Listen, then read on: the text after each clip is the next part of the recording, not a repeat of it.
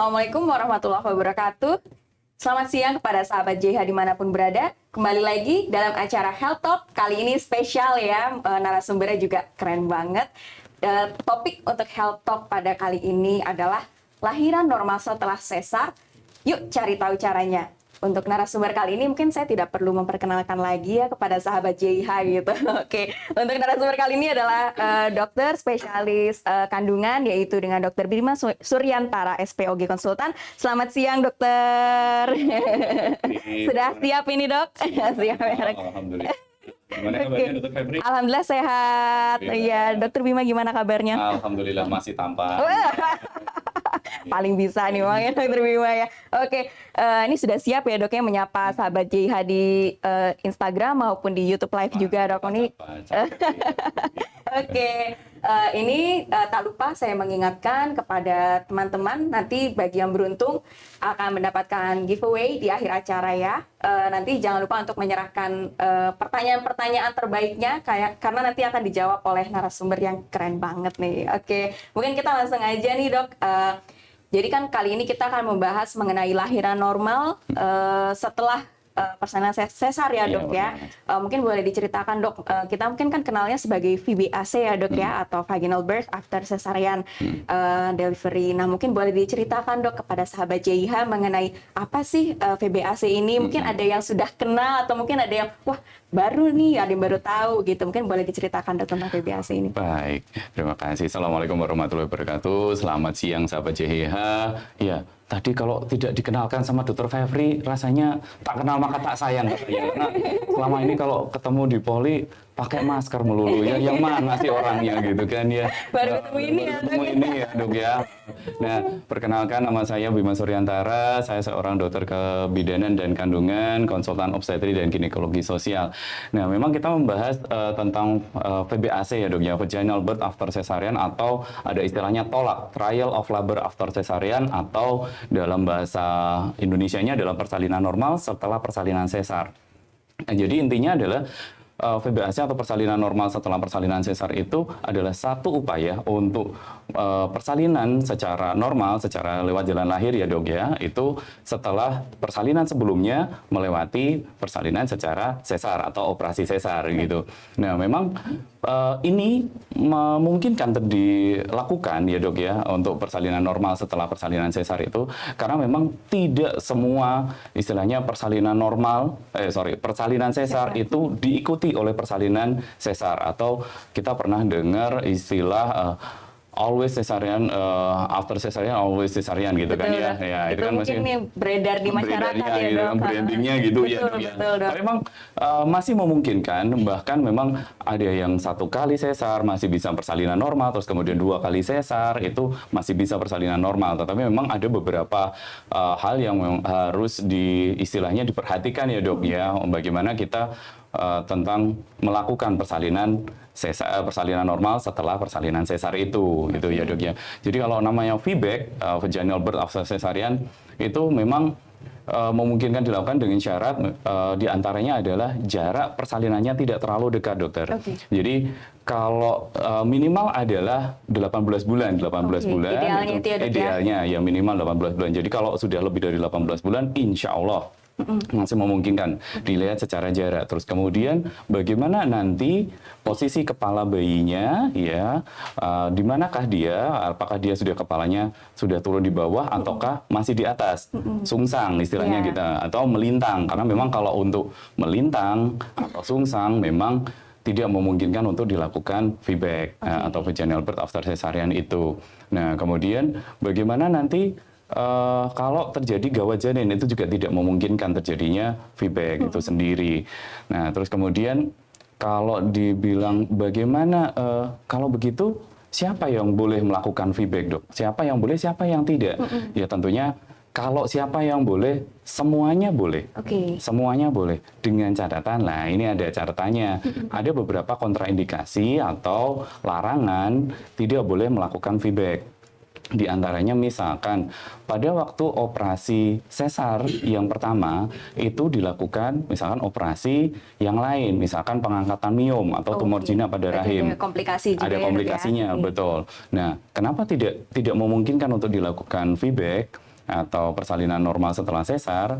Karena bukan sesarnya sebenarnya, dokter, yang menghalangi untuk terjadinya VBAC, tapi perlukaan oleh karena pengangkatan miomnya. Nah, begitu, dokter. Terus kemudian irisan, ini irisan di bagian dalam ya, dok, bukan irisan yang di kulit yang tampak luar ya. Itu kalau irisannya terbalik atau kayak T terbalik. Nah, itu. Atau kita bilangnya istilahnya insisi klasik atau korporal gitu kan. Itu mungkin dilakukan kalau ada kesulitan pada persalinan sesar yang pertama. Nah, itu juga tidak memungkinkan. Kenapa? Karena kalau dilakukan VBAC gitu kan, bagian rahim itu yang atas yang itu dia lebih rentan, lebih tipis, jadi lebih mudah untuk terjadinya robekan rahim, ruptur uteri gitu kan ya, dok ya. Terus kemudian atau memang tadi mengenai posisi janin yang tidak memungkinkan. Nah, kemudian atau terjadinya gawat janin. Begitu, dokter. Nah, kemudian kalau kita bicara tentang VBAC, itu ada kalanya ini hamil kedua ya, dok.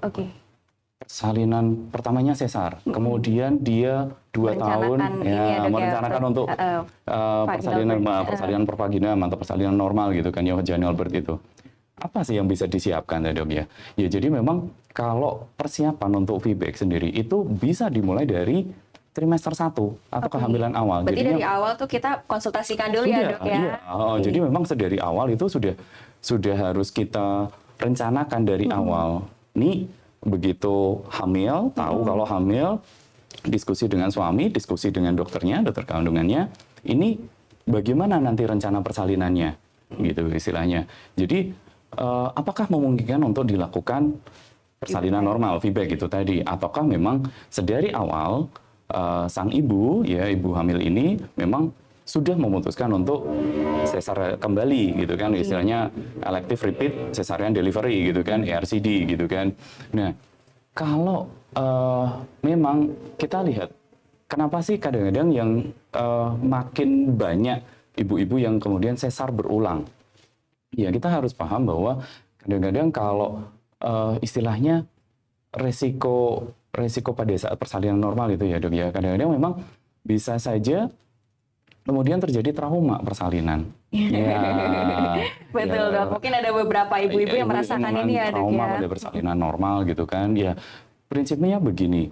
Artinya persalinan itu adalah harusnya itu adalah sesuatu yang menyenangkan gitu kan, harusnya sesuatu yang menyenangkan, buah hati gitu betul, ya, dok. harusnya yang menyenangkan, dan artinya kita bisa merencanakan, kita bisa diskusikan dengan keluarga, kemudian dokternya gitu kan, apa yang kita inginkan gitu kan, apakah ibu hamil ini memang menginginkan untuk persalinan normal, nah ataukah memang menginginkan untuk sesar kembali. Nah, ini kita harus bicarakan karena dok, saya pengennya sesar saja lagi dok. Gitu kan ya, kan lebih minimal resikonya. Belum tentu. Nah, belum tentu. Jadi kita harus sekarang makin banyak ya kejadian yang kita membahasakan adalah plasentanya atau ari-arinya lengket. Ya gitu kan, kita istilahkan plasenta akreta gitu kan. Itu kenapa? Iya, karena makin sekarang makin banyaknya yang sesar berulang itu tadi. Nah, VBAC, VBAC atau persalinan normal setelah sesar itu adalah salah satu upaya untuk menurunkan resiko itu. Baik, itu Gitu. salah satu benefit juga ya dok ya, Iya, untuk benefitnya menghindari terjadinya resiko Iya, plasenta plasenta akreta akreta itu tadi ya dok. Iya, karena memang kalau memang pasien ini atau ibu hamil ini bisa melakukan VBAC, otomatis kan plasentanya sudah bisa lepas dengan sendirinya ya dok ya. Artinya memang kita sudah awasi dulu. Jadi ketika ibu ini hamil, ya seperti kita kembali ke topik tadi, kita ibu hamil ini pertama kali, kemudian screening, kita sudah tahu letak plasentanya atau ari-arinya di mana, kita masih memungkinkan untuk terjadinya persalinan normal. Nah, gitu kan. Terus kemudian ketika persalinan normal itu terjadi dan persalinannya berjalan dengan lancar, memang risiko terjadinya plasenta akreta otomatis akan rendah. Jadi ibu ini punya kesempatan untuk istilahnya hamil lagi di kesempatan berikutnya. Begitu dok. Mungkin kalau kondisinya VBAC kan sebelumnya persalinan sesar, kemudian kan direncanakan untuk persalinan normal ya dok ya. Dan itu kan memang sudah diupayakan sejak dari awal antenatal screening itu ya dok ya.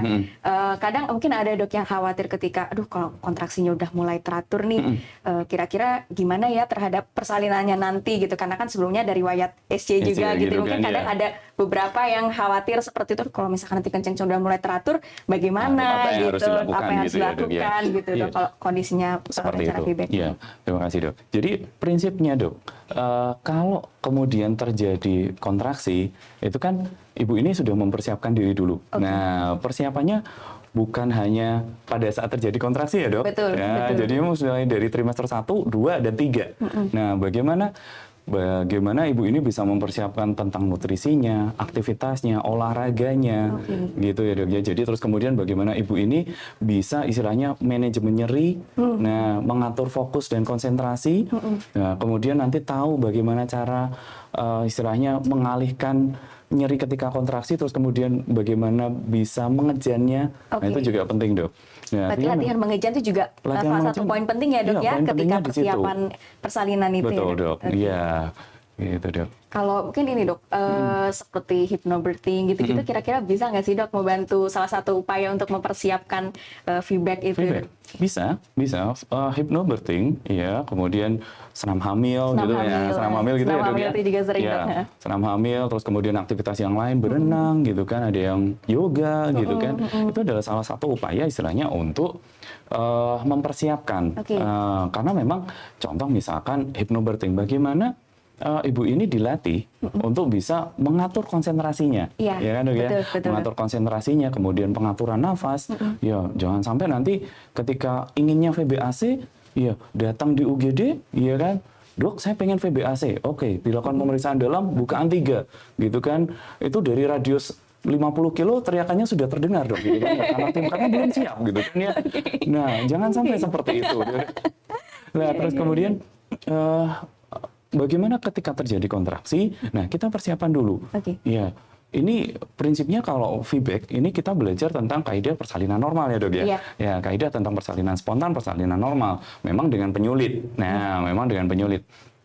Nah, tetapi itu hampir tidak ada bedanya dengan persalinan normal yang riwayatnya persalinan sesar. Memang ada beberapa kriteria. Contoh misalkan kita tidak bisa, artinya atau meminimalkan untuk dilakukan intervensi. Nah, gitu dokter, intervensi yang kita maksudkan induksi persalinan gitu kan. Kita memang tidak boleh melakukan induksi dengan obat-obatan gitu kan. Ya ada. Karena memang kenapa kita akan membuat kontraksinya ini semakin kuat dan tidak terkendali. Intensitasnya juga ini intensitasnya cepat. Itu yang harus kita khawatirkan. Jadi kalau kita istilahkan adalah persalinan normal setelah persalinan sesar ini adalah persalinan normal yang senormal-normalnya. Gitu kan. Mungkin pernah dengar anekdot itu ya. Itu cuma dulu ya. Persalinan normal yang senormal-normalnya. Artinya memang kita minimalkan betul intervensinya gitu kan. Mungkin intervensi yang bisa kita lakukan adalah ketika terjadi pembukaan lengkap, Dok.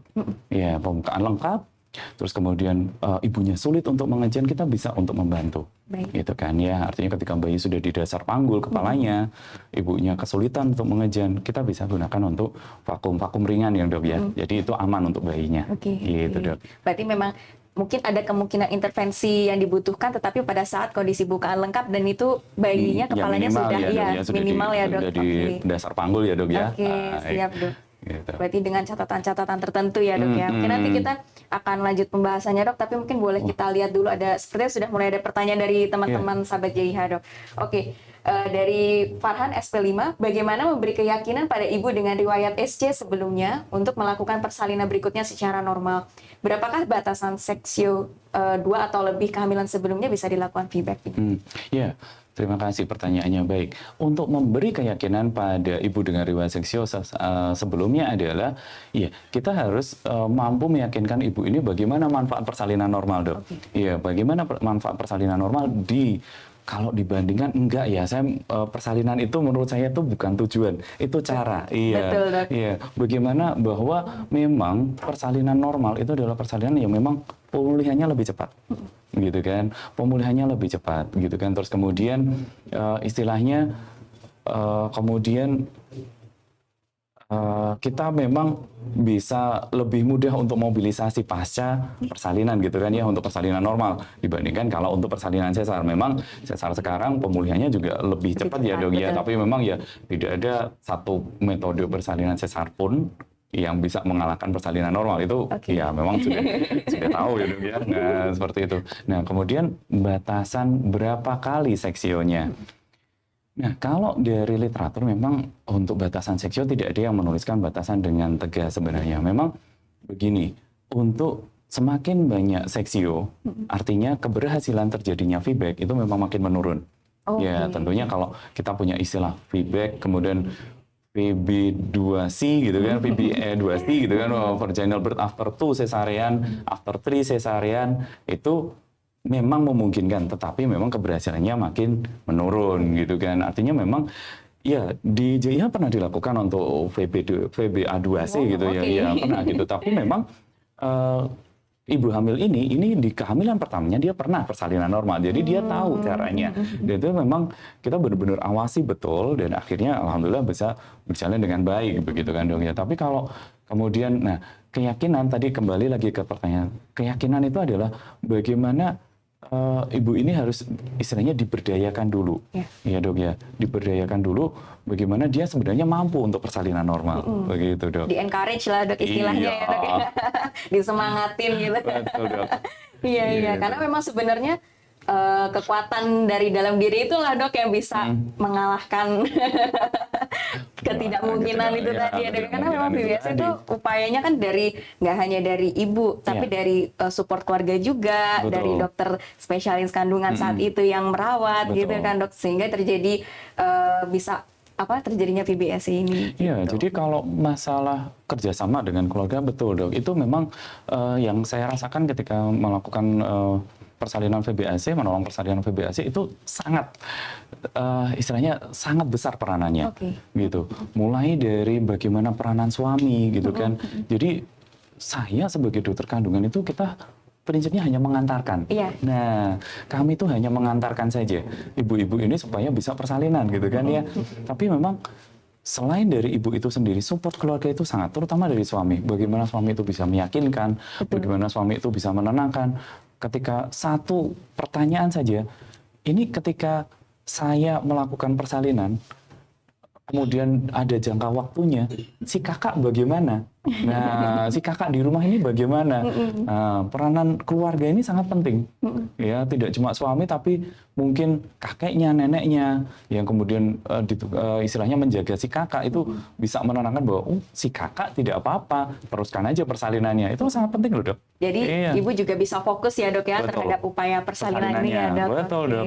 Kadang-kadang yang saya sesalkan yang menjadi pertanyaan bahwa kadang-kadang kok yang bikin gagalnya bukan karena niat ibunya niat suaminya, tapi karena terus kemudian niat keluarganya gitu kan, oh, iya, ini kok belum persalinan gitu kan, Dok. Ini si kakak sudah nangis-nangis ini, ibunya nggak pulang-pulang gitu kan ya, padahal ibunya lagi menunggu pulangan, iya membuyarkan gitu fokusnya kan. ya dok ya. Oke. Gitu, Dok. Tapi dok kalau persiapan khusus nih dok, mungkin tadi kan kita bahas siapa saja yang boleh, kemudian apa namanya kira-kira persiapan apa sih dok untuk bisa feedback ini gitu Iya. mungkin. Persiapan feedbacknya terutama dalam persiapan medis ya, Dok. Jadi memang kalau untuk kita memang harus melakukan pemeriksaan, ya. Kemudian kita ukur untuk ketebalan dinding rahimnya, ya, ketebalan dinding rahimnya itu. Nah, ini ibu-ibu yang mau menjalani feedback ini ketebalan dinding rahimnya bagaimana? Ini memang terkait tuh dengan pemulihan bekas operasi sebelumnya, gitu kan? Artinya kalau memang ini tidak memenuhi syarat, kita akan berupaya meyakinkan bahwa memang ada masalah di sini, gitu kan. Ada kalanya yang pemulihan sesarnya ini kurang baik. Jadi ada lengkungan, jadi ada bagian dari dinding rahim ini ada lekuan di situ, dan itu memang berpotensi terjadinya robekan rahim atau ruptur uteri itu tadi. Jadi istilahnya kita tidak kalau ditanya, wah ini yang ibu-ibu ini saya juga bingung ini, karena mungkin bermain hitung-hitungan ya dok, berapa persen dok?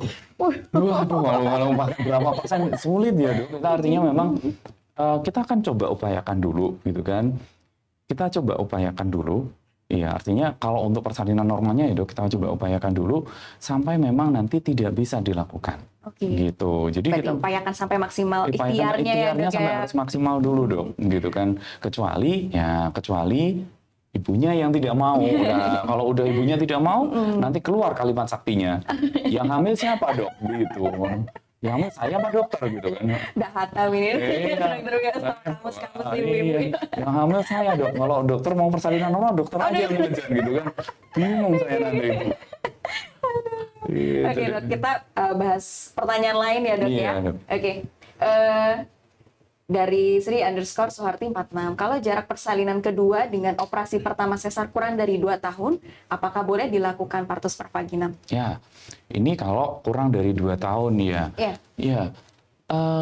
Idealnya sebenarnya minimal 18 bulan, minimal 1,5 tahun gitu kan, itu bisa dengan ada catatan-catatannya gitu kan. Tapi kalau ditanyakan ini lebih detail lagi, berapa jarak terpendeknya ya dok ya gitu kan. Nah kalau jarak terpendek memang ini ada yang 1 tahun itu ada, cuma memang kejadiannya adalah bayi ini lahirnya prematur dok, jadi memang lebih kecil, jadi lebih mudah ibunya untuk mengejan, rahimnya tidak teregang yang sedemikian hebat. Nah ini masih memungkinkan untuk terjadinya persalinan normal dengan berat bayi yang lebih kecil daripada kakaknya, terus kemudian usia kehamilan yang memang ya mohon maaf waktu itu memang prematur gitu kan, jadi memang lebih mudah. Tapi memang untuk amannya memang itu minimal di 18 bulan, gitu, minimal di 18 Yang bulan. paling ideal mulai dari 18 bulan ya. Iya. Oke. Bisa jadi catatan juga untuk yang mungkin sedang siap-siap Iya. feedback ini ya dok ya. Berarti dikasih jarak kurang lebih 18 bulan gitu Iya. untuk Jadi bicaranya juga jangan bicara sendiri dok, bicara sama suaminya Sama dok. suaminya. Iya. Karena kadang-kadang terus kemudian saya kebobolan dok. Ya, bukan kebobolan, dibobol bersama gitu kan ya dok ya. sama-sama nyumbang padahal ada gitu. Wah, ya itu sama-sama dibobol ini. Oke. Ini ada lagi dok. Wah nih pas banget nih kaitannya tentang kebobolan tadi dok. Dari Tatania terus ke Bieju. Dok, saya positif lagi, anak saya masih 4 bulan. Bahayakah dok? Pertama lahiran sesar. Apa bisa normal dengan rentang waktu yang betul-betul dekat ini ya dok? Karena 4 bulan udah. 4 bulan ya, 4 bulan terus hamil lagi gitu kan. Jadi nanti kan kurang dari 2 tahun ya mestinya ya dok ya. Iya. Untuk Bu Tatania memang ya kalau untuk pada kehamilan sendiri ini sebetulnya memang tidak berbahaya dok. Iya, kecuali kalau memang nanti ada masalah di kehamilannya. Misalkan ya ada istilahnya air ketubannya yang terlalu banyak. Jadi rahimnya ini meregang yang luar biasa. Ini memang meningkatkan risiko terjadinya robekan rahim. Jadi memang untuk Bu Tatania ini memang sebaiknya begitu sudah tahu positif, ya, kemudian segera memeriksakan dan kemudian untuk screening dulu baik trimester 1, 2, dan 3. Nah, apakah masih bisa persalinan normal? Ya, memang kalau bisanya, pertanyaannya bisanya sih bisa ya, tapi memang dengan syarat dan ketentuan yang berlaku itu tadi. Betul. Ya tentunya bahwa kita memang harus lihat bahwa istilahnya persalinan normal setelah sesar ini istilahnya bisa kita upayakan dengan tanpa mengorbankan keselamatan ibu maupun janinnya. Oke, Gitu itu ya, Dok, keyword ya. pentingnya ya dok Keyword ya. pentingnya di situ, Iya. karena memang tujuan persalinan itu adalah ibu dan bayinya yang sehat. Betul, Nah, Dok. kuncinya di situ ya dok ya. Jadi ini masalah persalinan normal, persalinan sesar itu pintu saja. Betul, Jadi Dok. bukan tujuan. Ya, goals-nya kan itu. Nah, gitu ya dok ya.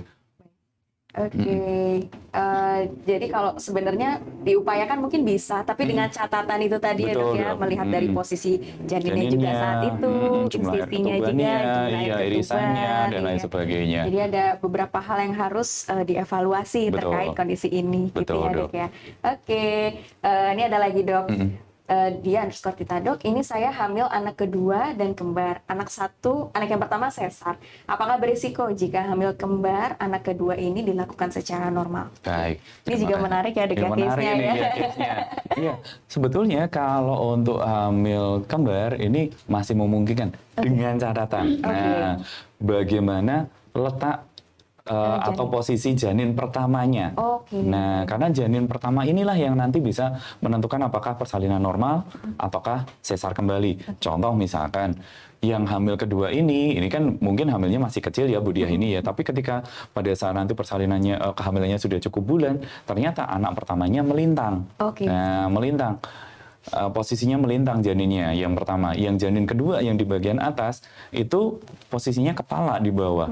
Nah, sudah tidak melintang ya, tapi jelas kalau posisi seperti ini jelas tidak memungkinkan dok. Ya karena memang tidak mungkin yang nomor satu ini bisa lahir gitu kan, yang nomor dua walaupun dia posisi kepalanya di bawah, tapi dia terhalangi oleh saudaranya. Nah begitu dok. Jadi yang Ada perlu blocking gitu ya, ada dok, ya? blockingnya ya, ada penutupnya gitu ya dok ya. Nah atau memang yang anak pertamanya yang posisi janin pertamanya adalah sungsang, ini juga akan meningkatkan risiko dok. Oke. Kenapa? Apalagi kalau posisinya interlocking itu mengunci. Yang pertamanya sungsang, yang keduanya kepala. Itu kan jadi kayak mengunci dagunya. Ini juga susah dok.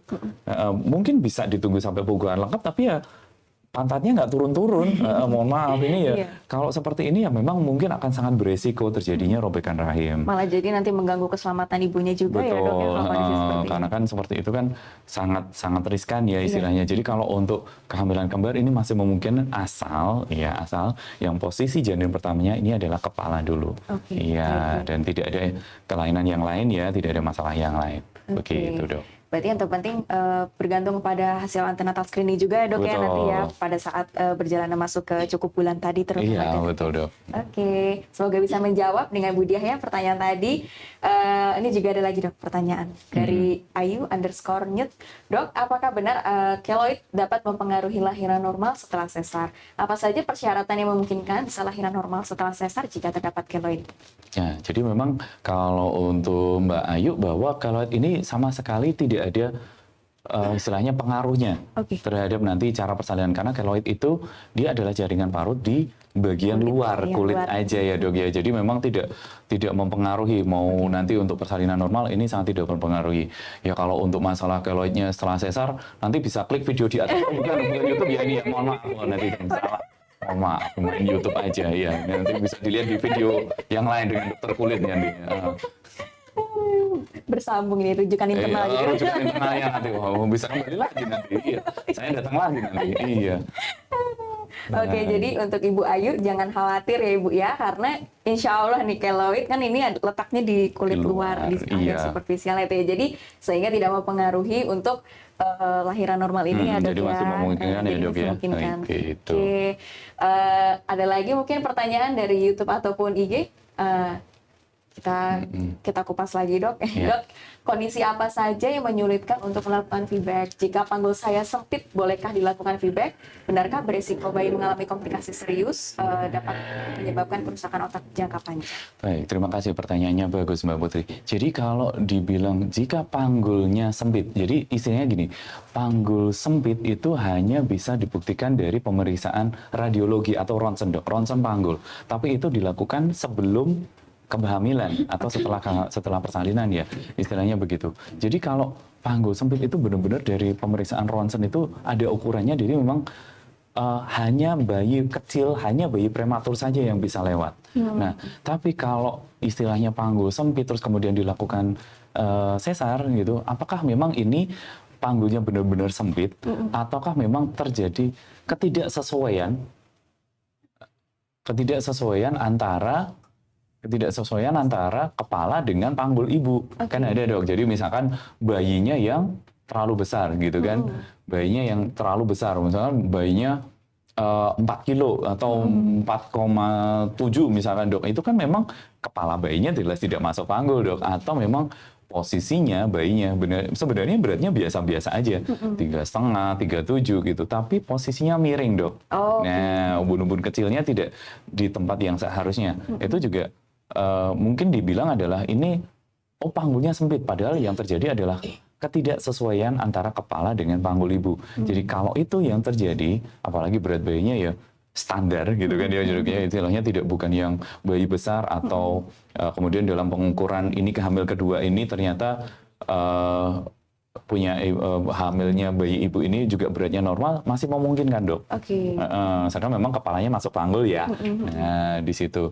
Terus kemudian tadi pertanyaan yang berikutnya adalah bagaimana menyebabkan kerusakan otak jangka panjang. Iya. Kalau misalkan kerusakan jangka panjang, iya. Ini memang salah satu komplikasi kalau memang terjadi persalinan yang macet, dok. Nah, persalinan macet itu pembukaannya tidak nambah-nambah, atau mungkin pada saat pembukaan lengkap itu ibu ini tidak sanggup untuk mengejar. Nah, kembali lagi powernya nggak cukup ya dok ya untuk powernya, kemudian psikologisnya ibu karena sudah kelelahan gitu kan. Nah, ini kembali lagi dengan intervensi yang saya maksud di awal tadi. Bagaimana kita mampu melakukan intervensi minimal untuk menghindari komplikasi seperti ini. Komplikasi yang kita maksudkan adalah kalau termasuk dengan cerebral palsy ya dok ya. Artinya kalau memang bayi ini hipoksia atau kekurangan oksigen dalam jangka waktu lama, memang nanti ke depannya beresiko terjadinya cerebral palsy, begitu dok. Jadi prinsipnya kalau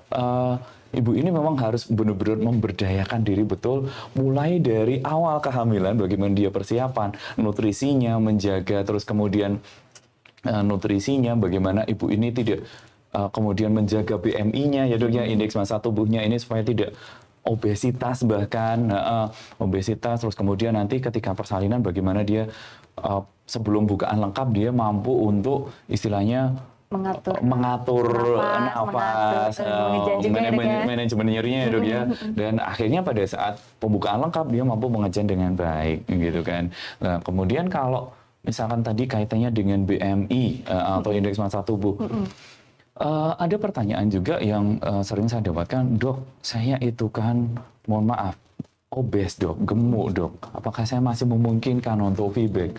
Masih bisa gitu kan.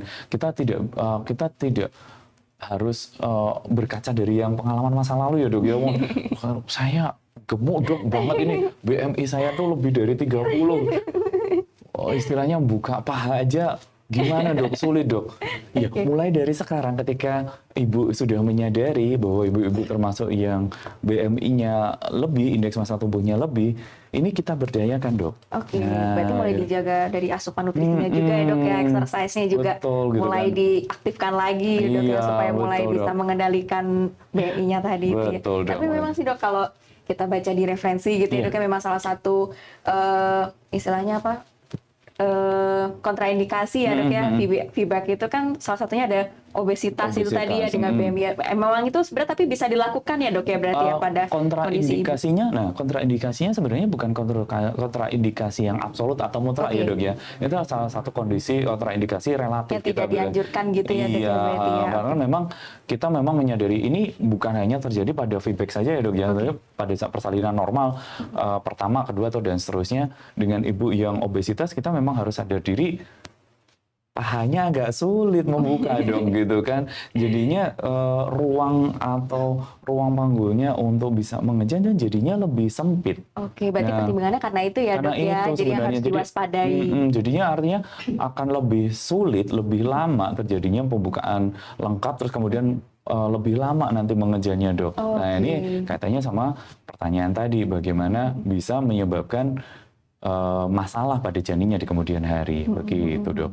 Oke, berarti yang Iya. bisa kita upayakan adalah mencegah ya dok ya, Iya, supaya nanti persalinan itu bisa lancar, Betul. bayi itu bisa melewati jalan lahir secara Mulus mulus gitu gitu. ya. Iya, oleh itu malah kadang-kadang kalau yang pasien yang feedback yang saya tangani itu Oke. memang serunya adalah mereka tuh benar-benar niatnya tuh sudah dipupuk dengan kuat dok. Bulat gitu Bulat tekannya. gitu kan ya.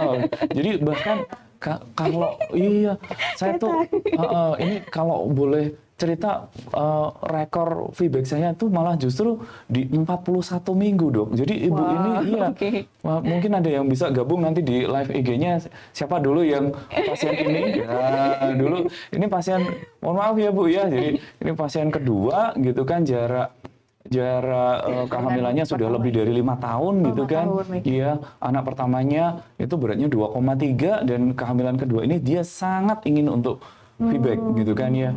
Oke, kehamilan kemudian berjalan dengan baik gitu kan ya. Tiba waktunya persalinan.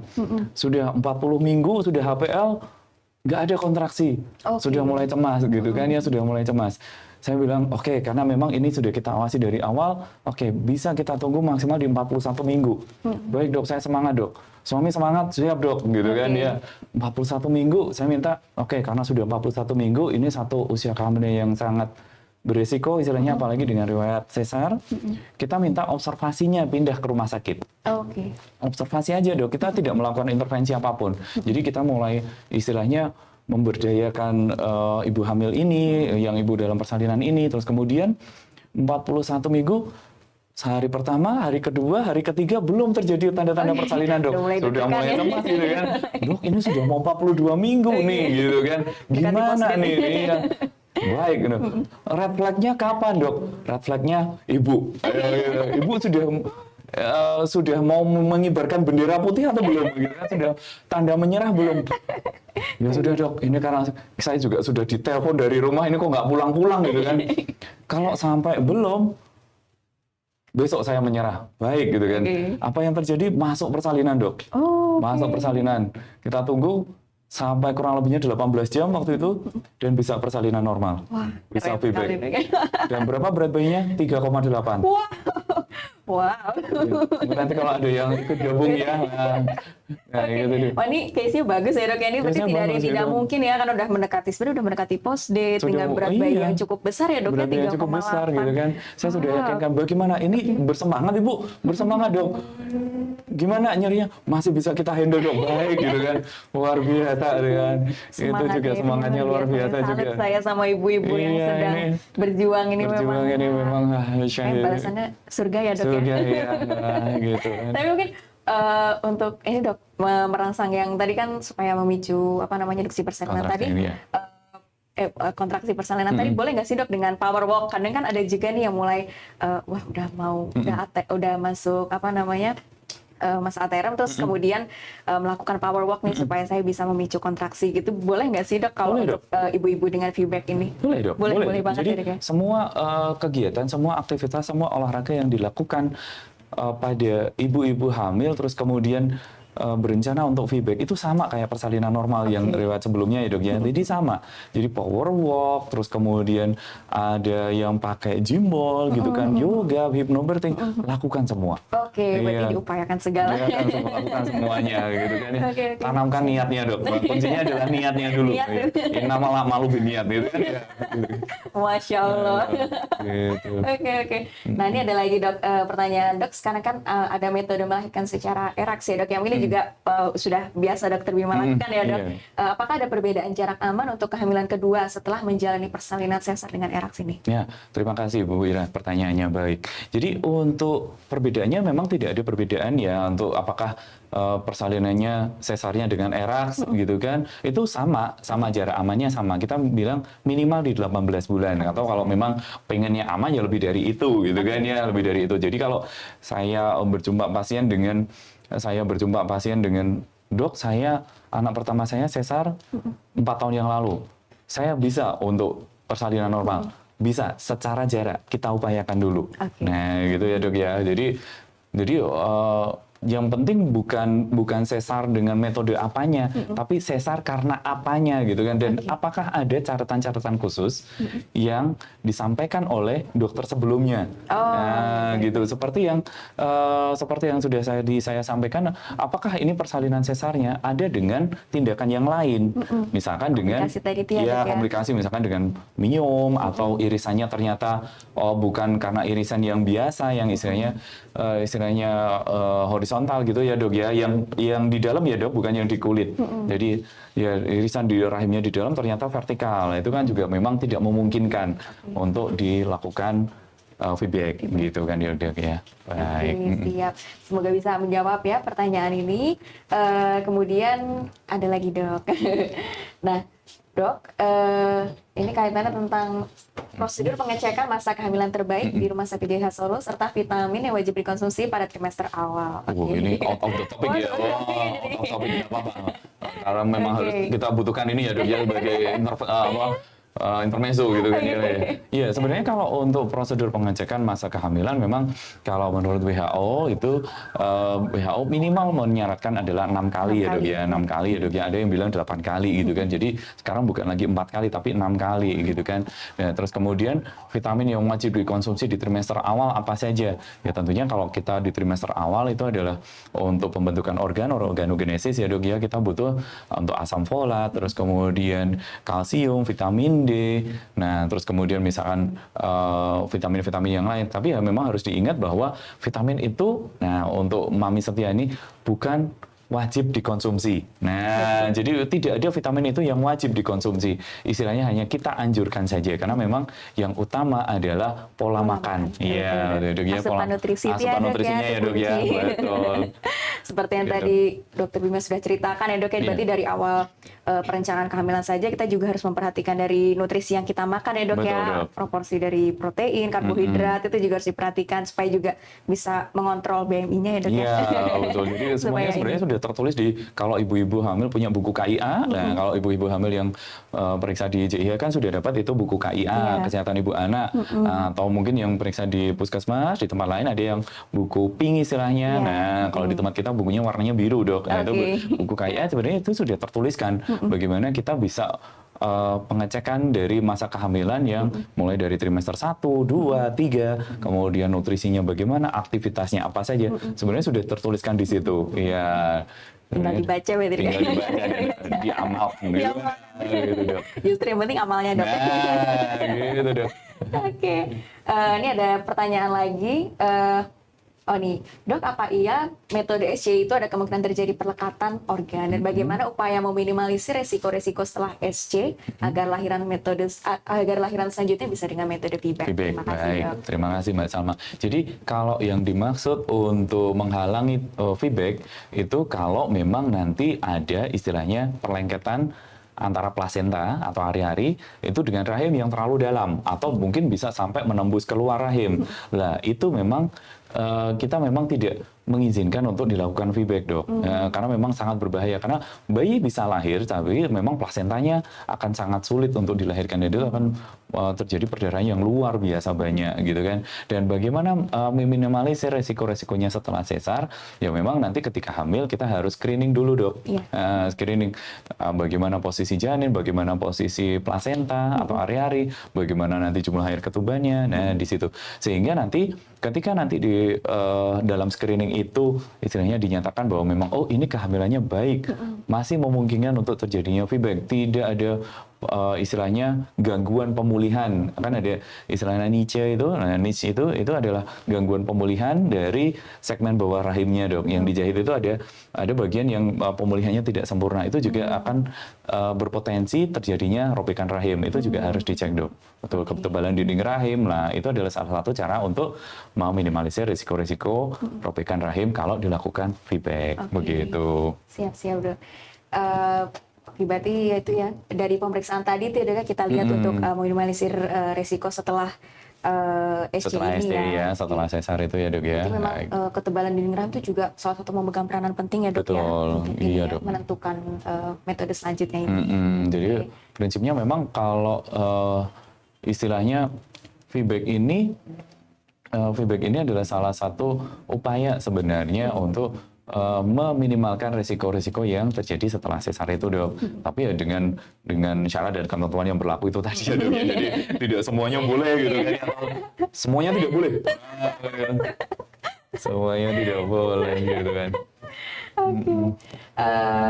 Ini mungkin kita sudah bahas ya terkait pola hidup Pola khusus hidup, ya, tapi ya. mungkin boleh direview sedikit, Dok, terkait pola hidup khusus yang harus dilakukan ibu yang pernah menjalani persalinan sesar. Gitu. Iya, kalau pola hidup ini maksudnya adalah pola hidup pada saat hamil ya mestinya ya. Iya. Ya artinya kalau pola hidup pada saat kehamilan sih sebenarnya tidak ada yang khusus gitu ya. Kalau nanti mau feedback ada yang khusus gitu kan. Misalkan nanti harus istilahnya harus kuat 300 kali gitu kan ya.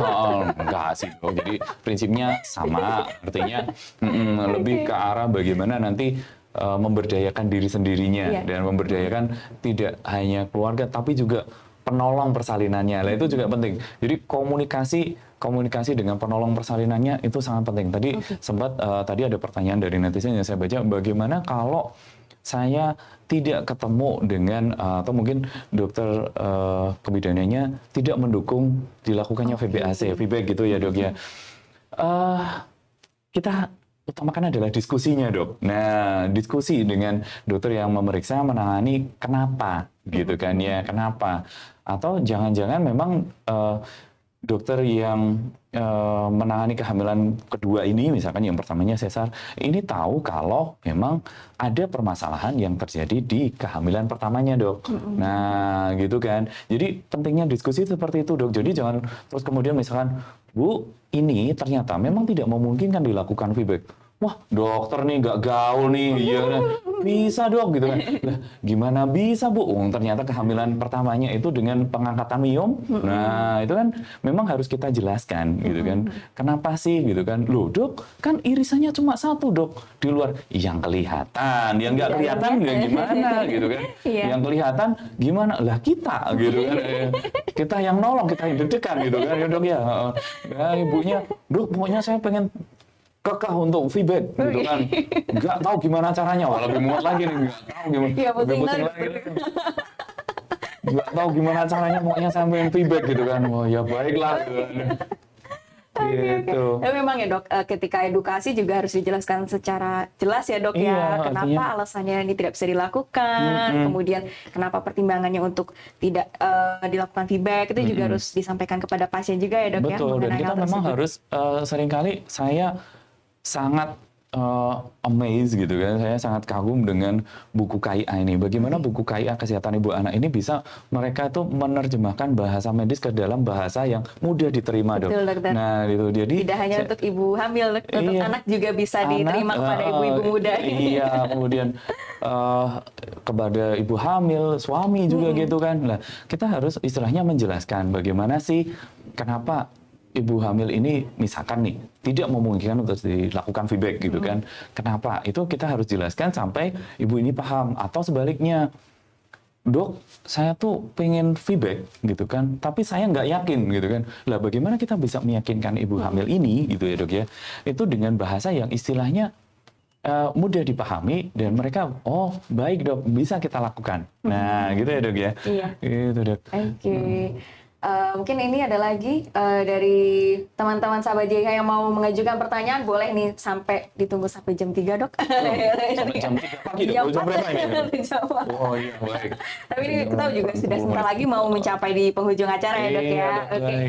Tapi mungkin bercerita sedikit, Dok, kalau resiko mungkin kita menyinggung sedikit ya dok ya dari tindakan feedback ini yang mungkin terjadi tuh apa sih dok di kemudian hari? Ya, resiko feedback itu satu jelas yang sudah sering mungkin ibu hamil pernah dengar adalah robekan rahim. Itu kejadian di mana bagian luka dalam ya dok ya, luka dalam dari bekas irisan sesarnya itu, bekas luka sesarnya itu menjadi terbuka kembali. Kan memang ketika rahim itu meregang, bagian itu menjadi lebih tipis, makin tipis, makin tipis, makin tipis, terus kemudian robek. Nah itu. Terus kemudian yang kedua, nah ini kemudian adanya trauma persalinan. Trauma persalinan kadang-kadang lukanya bukan di istilahnya Jalan di bekas lahir. sesarnya, tapi di jalan lahir. Gitu sampai ada istilah, aduh dok, kalau saya mau feedback, lukanya atas bawah dok. Gitu. Oh iya ya dok, bener juga ya. Tadi kaitannya sama keloid tadi Iya ya. bener juga ya dok. Iya. Dok, sudah saya keloid di atas, jangan saya keloid di bawah. Gitu kan. Saya sampai harus meyakinkan ibu, kalau ada pertanyaan seperti ini, wah ada luka atas bawah gitu kan ya. Ya, nggak ekstrim itu juga ya Bu, gitu kan ya istilahnya gitu kan. Nah, tapi memang terkait mungkin ada trauma persalinan yang mungkin ibu ini akan alami gitu ya dok ya, mungkin karena memang persalinannya sesar, terus kemudian ada keinginan bukan murni dari keinginan pribadinya tapi keinginan dari keluarganya, ayo toh dicoba persalinan normal gitu kan, oke baik bisa, tapi ketika terjadi persalinan ibu ini menjadi tidak bahagia gitu kan. Nah itu yang harus benar-benar kita yakinkan dulu, ini siapa yang ingin, nah gitu kan. Kalau memang keluarganya ingin dan ibu ini ridho gitu kan ya, ibu ini juga ingin, suaminya ridho juga, ya sudah kita lakukan dok. Nah gitu kan, supaya nanti paling tidak meminimalisir terjadinya trauma persalinan. Ya. Trauma psikis itu ya dok ya. Trauma psikis ya, selain trauma fisik tadi ya, karena misalkan ada robekan itu tadi, terus kemudian kaitannya memang resiko pada bayinya tadi, karena ketika terjadi persalinan butuh waktu yang lebih panjang gitu kan, lebih panjang, terus kemudian ketika pembukaan lengkap terjadi kelelahan, kesulitan untuk mengejen, terus kemudian bayinya mengalami gangguan nafas. Nah ini juga harus kita minimalkan. Itulah kenapa edukasi sedari awal itu sangat penting. Jadi feedback itu bisa, tapi memang feedback itu tidak semudah membalik telapak tangan gitu kan ya. Gitu kan ya. Dibutuhkan itu tadi upaya dari berbagai Betul pihak ya dok, banget, kerjasama yang iya. kuat, solid. Nah insya Allah kalau udah jalannya ya dok ya, itu Iya. akan dimudahkan untuk metode persalinan feedback ini. Ya, Betul dok, ya. Oke, apakah ada pertanyaan lagi nih? Sebentar, kita screening lagi. Dok. Oke, mungkin dari ervinanda.nr. Berarti harus melakukan screening secara keseluruhan ya dok, jika ingin melakukan feedback? Betul, Oke. betul, iya. Jadi memang kalau untuk screening itu memang iya ya, terutama karena memang screeningnya akan istilahnya lebih dalam dibandingkan kalau riwayat kehamilan sebelumnya normal gitu ya dok ya. Artinya salah satunya tambahannya tadi ketebalan dinding rahimnya apakah memenuhi syarat atau tidak, apakah ada gangguan penyembuhan pada bekas sesar sebelumnya. Nah, itu terus kemudian bagaimana nanti istilahnya posisi bayinya, jumlah air ketubannya, letak plasentanya. Nah, bagaimana nanti istilahnya ada perlekatan plasenta atau tidak. Nah, gitu ya, Dok ya. Oke.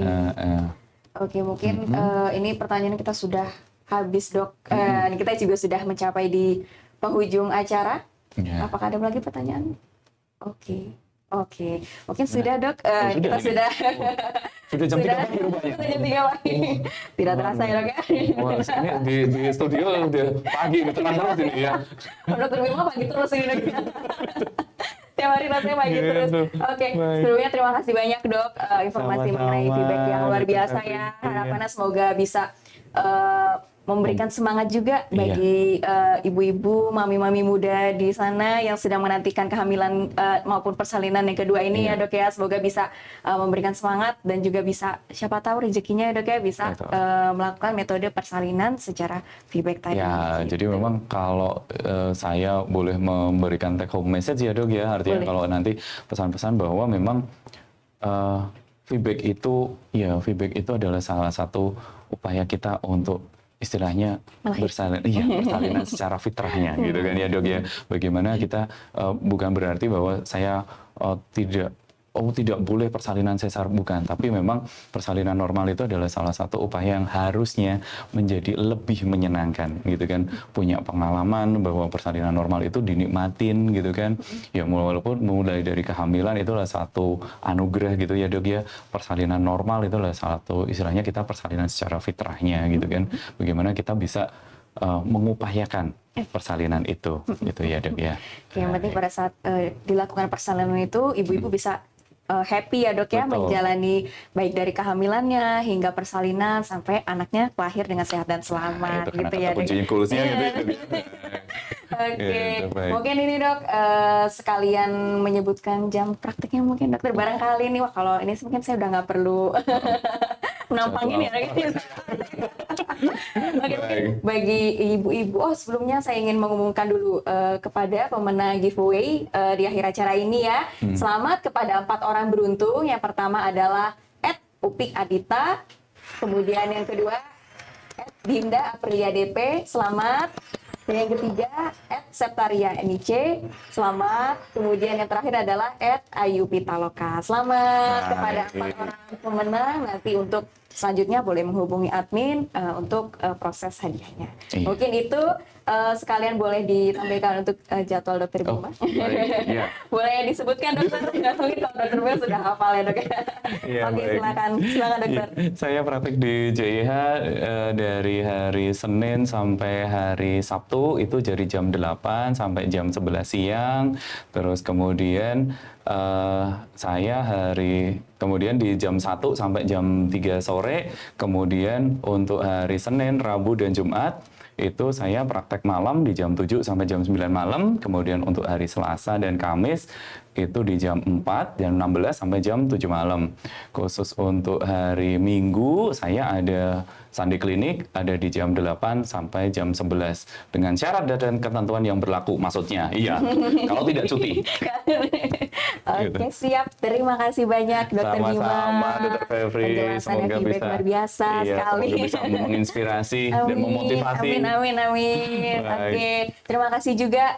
Tak lupa saya ucapkan kepada sahabat JIH dimanapun berada yang sudah on melalui YouTube maupun IG Live. Semoga bisa berkesempatan untuk di Health Talk berikutnya ya. Kita jumpa lagi. Terima kasih atas perhatiannya dan mohon maaf apabila terdapat kesalahan. Assalamualaikum warahmatullahi wabarakatuh. Selamat siang. Waalaikumsalam warahmatullahi wabarakatuh.